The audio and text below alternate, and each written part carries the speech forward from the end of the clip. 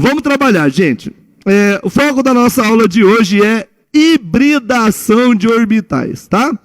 Ou hibridização de orbitais. As duas conceituações são corretas. Posso chamar de hibridação ou posso chamar de hibridização, ok? Porém, eu não vou começar a aula falando sobre hibridização de orbitais. Por quê? Porque eu preciso que você tenha alguns conceitos que foram vistos no seu ensino médio, tá? A gente comentou alguma coisa aqui enquanto a gente estava em aula normal, tá? E eu vou retomar algumas coisas que são importantes aí para que você não fique perdido na aula, tá? Se você tiver alguma dificuldade com os temas que estão aqui, ó, lá no meu canal tem uma aula sobre modelo orbital e hibridação. Então é só acessar lá e você vai ver esse processo mais detalhado, tá? Mas vamos lá, eu vou tentar fazer, vou me esforçar aqui para ser o mais didático possível para você. Então, hibridação de orbitais é o tema da aula 14, frente 1, ok? Conceitual fundamental. O que você precisa saber para conseguir acompanhar essa aula? O que é um orbital? Orbital é uma região de maior chance, de maior probabilidade.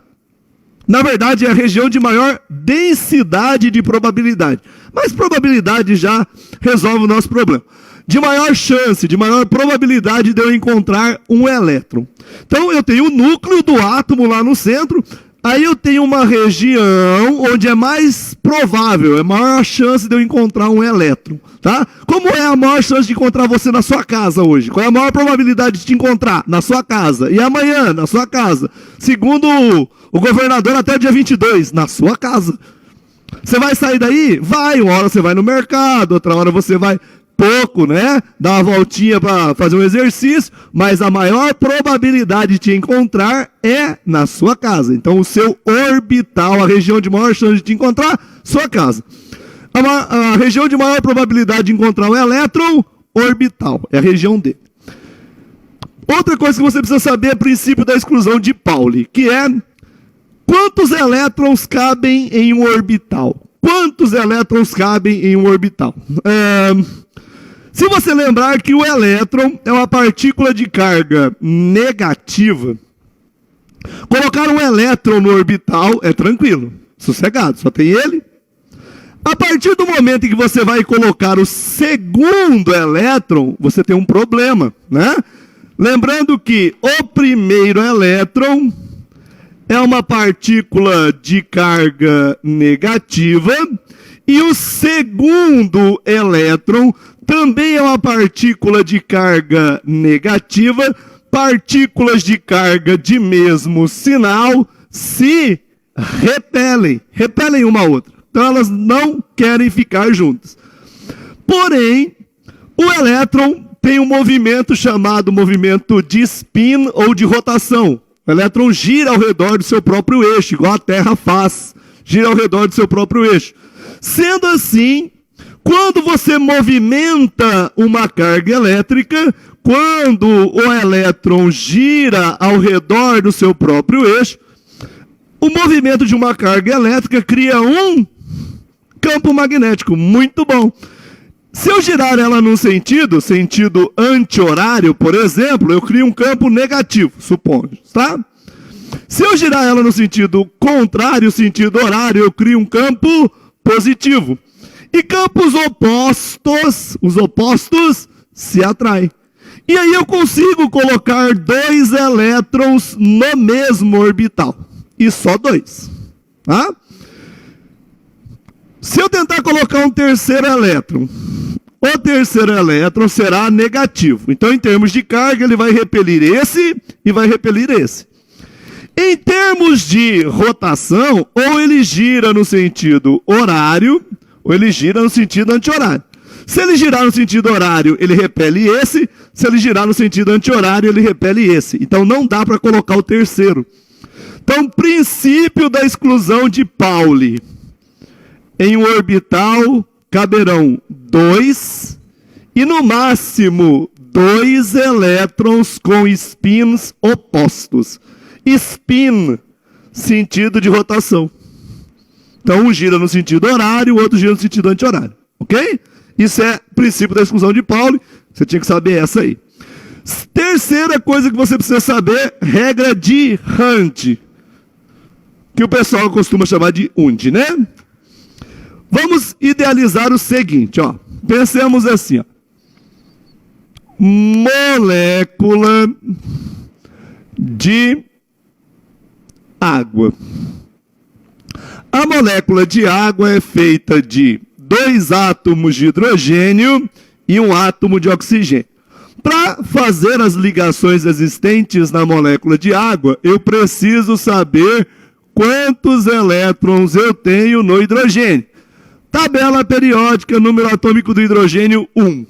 Distribuindo, eu terei um S1. O hidrogênio só tem um elétron. Onde estará esse elétron? Em um orbital. Aí eu vou desenhar aqui, ó, a região de maior probabilidade de encontrar o elétron, o seu orbital, que eu vou representar por uma caixinha. Pode ser um quadrado, pode ser uma bolinha, tá? Faço quadrado que é mais fácil de fazer, sair menos irregular do que um círculo. Se eu for fazer um círculo, provavelmente vai sair irregular, tá bom? Um elétron, eu represento o elétron por uma setinha assim, para cima ou para baixo. Sentido horário ou sentido anti-horário, ok? Depois, oxigênio. O oxigênio tem número atômico 8. 1s2, 2s2, 2p4. Distribuição eletrônica, segundo o diagrama de Linus-Pauling, pro oxigênio. 1s2. Primeira camada, 2 elétrons. O subnível S, presta atenção nas palavras, o subnível S cabe 2 elétrons. Um orbital S cabe 2 elétrons. Então no S eu vou ter apenas um orbital, uma região de probabilidade. Um elétron, 2 elétrons. Um S2. 2s2. Subnível 2s, cabe 2 elétrons. Um orbital S, cabe 2 elétrons. Então, no subnível S, eu terei apenas um orbital. Uma região apenas de probabilidade. 2 elétrons. Um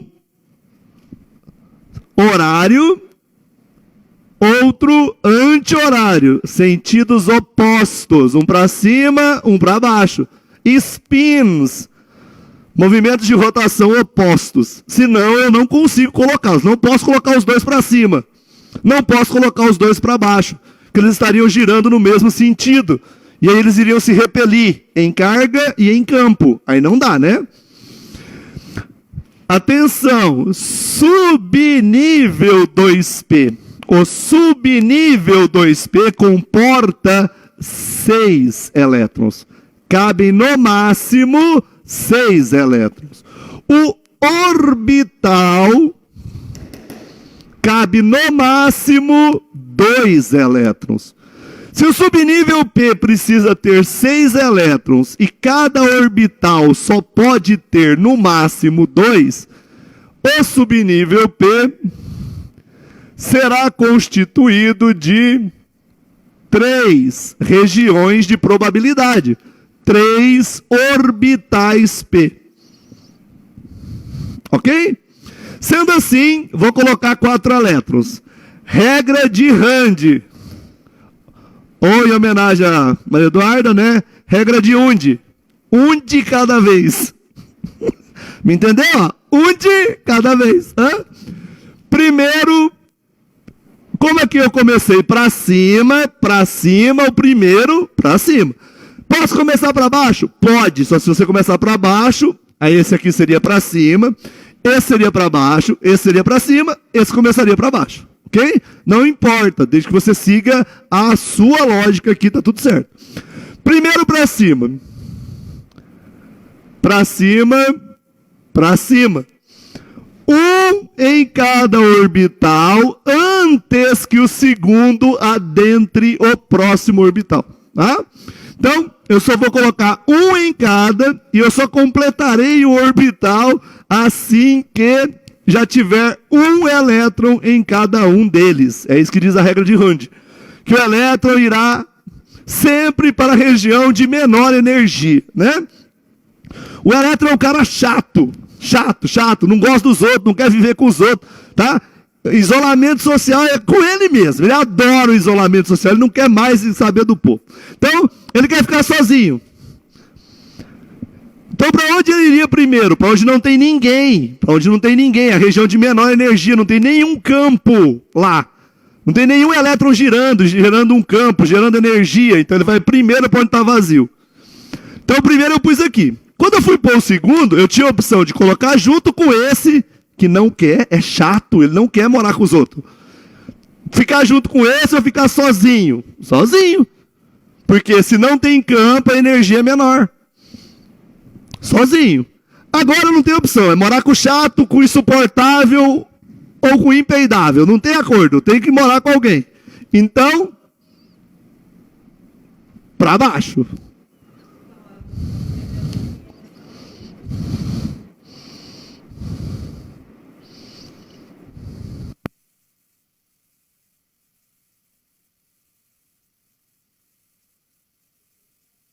Confere aí, por favor. Vê se melhorou. Dá um alô pra Aline, pra ela saber se tá bom. Ou então é a sua internet que é ruim. Esses 2 mega que você tem aí que tá ruim pra caramba. Muito bem, seguimos. Agora, a gente viu regra de Hund, eu espero que você tenha noção de ligação covalente. Ou seja, que na formação da água, eu vou usar um oxigênio. O oxigênio tem 6 elétrons na última camada. Então, ao redor do oxigênio, eu coloquei os seus 6 elétrons de valência. Ao oxigênio, eu vou ligar um hidrogênio, fazer uma ligação covalente, um compartilhamento de elétrons, ok? E depois eu vou ligar o outro hidrogênio, fazer um compartilhamento de elétrons, ok? Tudo bem aí? Então, isso é uma ligação covalente. Um compartilhamento de elétrons, onde eu uso um elétron de um, elétron que está sozinho, e um elétron do outro. Teoria da ligação de valência. Quando eu falo para você assim, ó, quantas ligações faz um determinado elemento? Por exemplo, quantas ligações faz o oxigênio? Aí você deveria falar para mim assim, professor, o oxigênio tem 6 elétrons na última camada. Como ele se estabilizaria com 8, para chegar a 8, ele precisa de 2 elétrons. Então ele deve fazer 2 ligações.